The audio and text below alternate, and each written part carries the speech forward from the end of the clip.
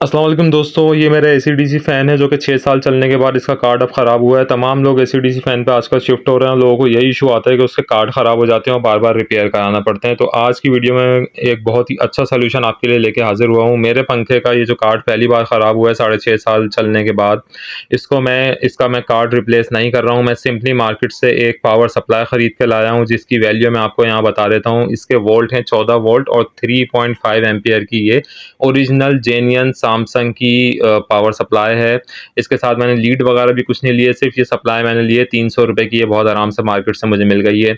इसके साथ मैं इस पंखे को चलाने के लिए एक और चीज़ ऐड करूँगा जो कि इसका मेन फंक्शन करेगी, और वो है ये टी रिले। इसको बोलते हैं टी रिले। ये 30 एम्पीयर की रेटिंग में होती है। नॉर्मली ओपन का जो इसका चैनल होता है वो 30 एम्पीयर का होता है और नॉर्मली क्लोज़ का जो होता है वो 20 एम्पीयर का होता है। इस टी रिले को यूटिलाइज़ करके यहाँ पे मैं सिर्फ़ और सिर्फ़ ₹400 की कॉस्ट में इस पंखे को रिपेयर करूँगा, और ये बहुत बेहतरीन इंशाअल्लाह ताला काम करेगा एज़ कम्पेयर टू अगर आप इसका कार्ड चेंज करने पे जाते हैं तो हज़ारों रुपए के इसके कार्ड हैं जो कि ₹1000 से स्टार्ट होता है, जो कि सबसे लो क्वालिटी का कार्ड होता है। अगर आप इन पंखे के कार्ड बाहर से बदलवाते हैं तो वो 2 ढाई हज़ार रुपए के अच्छी क्वालिटी के चेंज होते हैं। ये आप टी रिले देख रहे हैं, इसकी मैंने अभी आपको डायग्राम बताई है और बताया कि किस तरीके से कहाँ कौन-सा तार लगा हुआ है। इस वीडियो को आप पॉज़ करके देख सकते हैं कि इस टी रिले में कौन-सा तार कहाँ पे लगा हुआ है। सिंपली मैं इसको पावर सप्लाई के साथ कनेक्ट करने वाला हूँ। इसी टी रिले के ज़रिए अपने पंखे को हम ऑपरेट कराएँगे, और किस तरीके से ऑपरेट कराएँगे वो आपको बताता चलूँ। मीनवाइल मैं यहाँ पे इसके तार वगैरह छील रहा हूँ। सिंपल एक फ़ॉर्मूला ये है कि जो आपका एसी-डीसी फ़ैन है उसके 2 पोल होते हैं, यानी कि एक 220 वोल्ट में लगती है साइड, 2 साइड्स होती हैं, एक 220 वोल्ट में लगती है और एक बैटरी की साइड पर लगती है। तो हम क्या करेंगे, हम 220 वाली जो साइड है उसको उतार के रख देंगे, क्योंकि उसके ऊपर पंखा सही से काम नहीं कर रहा है और ऑपरेट नहीं हो रहा है, जिसकी वजह से पंखे को हम यूज़ नहीं कर पा रहे हैं। तो 220 वाली साइड को मैं उतार दूँगा। उसके अलावा जो बैटरी वाली साइड है उसको हम इस रिले के ज़रिए ऑपरेट कराएँगे, और बिजली और बैटरी दोनों से बिल्कुल एसी-डीसी के फंक्शन की तरह उसको यूटिलाइज़ कराएँगे हम। यहाँ पे देखें, आप देख सकते हैं कि इसके जो 2 तार होते हैं, जो कॉइल के तार हैं, उस पे मैंने सिंपली ये किया है कि अपनी सप्लाई का एक पॉज़िटिव और एक नेगेटिव लगा दिया है। मैं फिर बता रहा हूँ कि रिले के कनेक्शन आप देख लें, वीडियो का स्क्रीनशॉट लेके देख लें किस तरीके से किया हुआ है। मैंने ये जो रेड वाला तार है यहाँ पे पॉज़िटिव लगेगा सप्लाई का, और जो दूसरा वाला तार है उस पे नेगेटिव लगाया है। अच्छा जी, क्लिप भी मैंने इसकी लीड भी मैंने नहीं खरीदी, आप चाहें तो खरीद सकते हैं। यहाँ पे मैं ये जो हॉर्न क्लिप होते हैं ये लगा के इसको 220 वोल्ट की यहाँ पे सप्लाई दूँगा। ये इस तरीके से फंक्शन करेगी ये रिले कि यहाँ से जो 220 वोल्ट की जब सप्लाई पंखे को मैं दूँगा तो इस पावर सप्लाई के ज़रिए वो रिले से बायपास होके बैटरी वाली साइड से ही पंखे को चलाएगी, यानी कि 12 वोल्ट पे कन्वर्ट होकर ही पंखे को चलाएगी। इवन दो मैंने यहाँ पे 14 वोल्ट की सप्लाई ली है, क्योंकि ये बहुत ज़रूरी है इस पंखे को चलाने के लिए। अगर आप सिर्फ 12 वोल्ट की सप्लाई लगाएंगे तो इसकी स्पीड वो नहीं आएगी जो होनी चाहिए। तो 14 वोल्ट लगाएं, या एटलीस्ट मिनिमम 13 वोल्ट तो आपने लगानी ही है। इस पे 12 वोल्ट की सप्लाई आपने नहीं लगानी। तो ये वाली साइड जो है ये आप देख सकते हैं, जो इसकी एक साइड है राइट साइड वाली, वो पंखे के जो मोटर में तार जा रहे हैं, यानी कि जो एसी डीसी वाली साइड में जो डीसी के तार हैं उसमें कनेक्ट किया जाएगा इसके एक वायर को, एक तार को रिले का, और दूसरे तार को जो है वो जहाँ से बैटरी के कनेक्शन आ रहे हैं, बैटरी का पॉजिटिव आ रहा है, वहाँ से कनेक्ट किया जाएगा।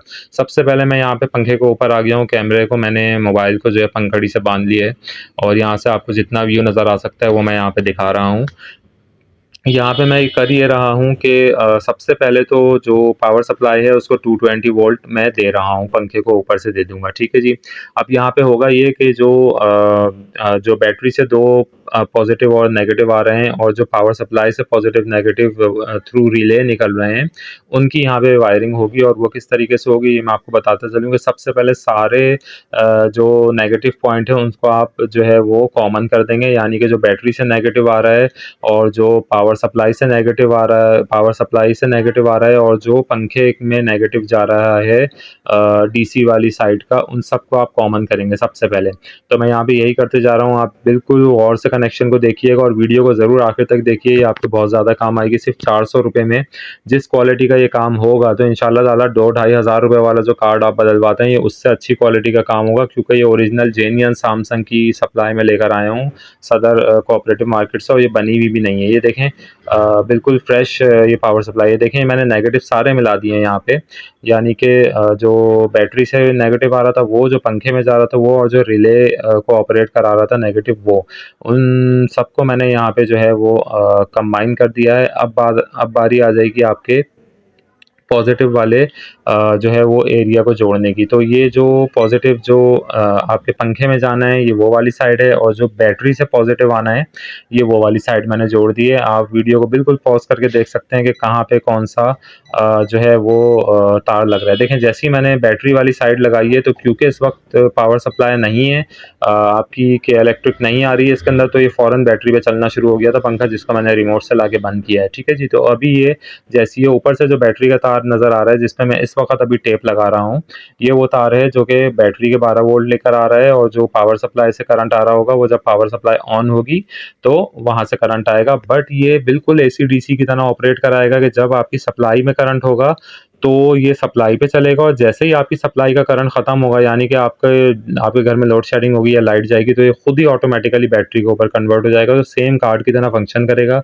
मैंने यहाँ पे कोई चेंजिंग नहीं की है। पंखे के अंदर 6-6.5 साल ये चला है मेरे पास अल्हम्दुलिल्लाह पंखा। अब ये ख़राब हुआ था तो अभी भी मैंने इसका कार्ड नहीं बदला है, क्योंकि जो मार्केट में कार्ड आ रहे हैं वो, आप जिनसे भी मैं बात होती है जिन भी कंज्यूमर से, वो ये कहते हैं कि यार किसी ने 2 कार्ड बदल चुके हैं, कोई 3 कार्ड बदल चुके हैं, मगर वो सुकून में नहीं आ रही उनकी ज़िंदगी। तो ये चीज़ 100% है, मैं इसमें बहुत ज़्यादा जो है वो कॉन्फिडेंट हूँ कि ये आप चीज़ अपने घर में अगर करेंगे, जेन्युइन सप्लाई लगाएं, 300-400 हद से हद अगर आपको महंगी चीज़ें भी मिली तो 500 रुपये में आपका ये काम हो जाएगा, और जान छूटने वाली बात है इसके अंदर। ये देखिए लाइव मैं बिल्कुल सीढ़ी से उतरूँगा कैमरे को लिए हुए, मैंने बिल्कुल इसका कटोरा ऊपर कर दिया। थोड़ी सी सप्लाई नज़र आ रही है क्योंकि थोड़ी सी अंदर जितनी हो सकी थी वो मैंने रख कर दी। ये देखें मैं नीचे उतर चुका हूँ। अब मैं पंखे को ऑन कर रहा हूँ। देखें इलेक्ट्रिसिटी पे ऑन किया है, अल्हम्दुलिल्लाह ये ऑन हो चुका है बीप की आवाज़ दे के।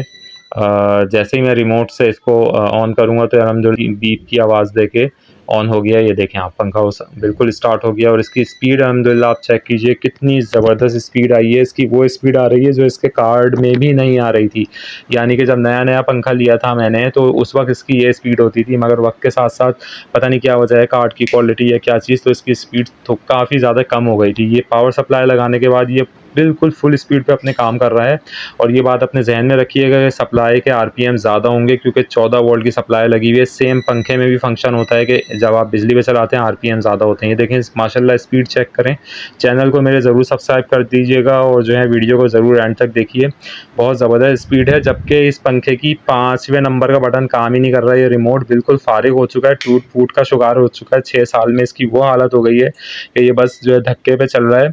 तो इसका जो फुल स्पीड का बटन है वो अभी काम भी नहीं कर रहा है। ये एक स्पीड कम पे पंखा चल रहा था जो मैं आपको दिखा रहा था क्या स्पीड ये दे रहा था। तो अगर फुल पे जाएगा तो पता नहीं कितना आगे जाएगा। तो रिमोट बिल्कुल फारिग हो चुका है, ये आप देख सकते हैं। अभी मैंने इसको बैटरी के ऊपर कन्वर्ट किया है तो जाहिर है थोड़े से आरपीएम इसके कम होंगे क्योंकि बैटरी से 12 वोल्ट निकले होंगे और तार से यहाँ आते आते 11 वोल्ट समथिंग वो हो चुके होंगे।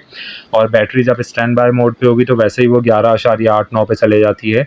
तो ये थोड़े से कम आरपीएम है बैटरी के ऊपर। और जैसे ही ये बिजली के ऊपर दोबारा देखें मैं शिफ्ट करता हूँ इसको, ये देखें दोबारा मैंने बिजली के ऊपर शिफ्ट किया, खुद ही बिल्कुल एसी डीसी की तरह काम करेगा।